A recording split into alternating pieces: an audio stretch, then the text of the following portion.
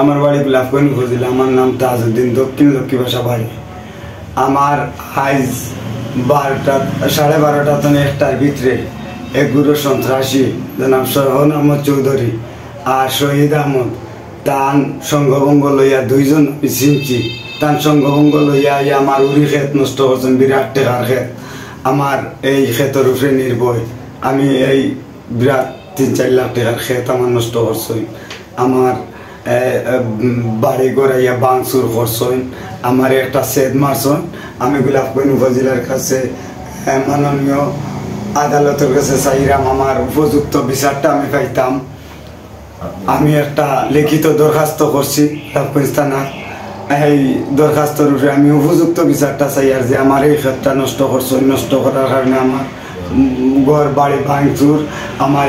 আমি গোলাপগঞ্জ দারাপুর হসপিটাল গিয়ে আমার একটা দাঁড় সেট চিকিৎসা অবস্থায় আমি আসছি।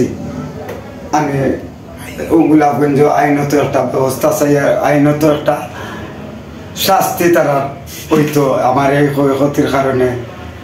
মাননীয় আদালতের কাছে আমার এই অনুরোধ।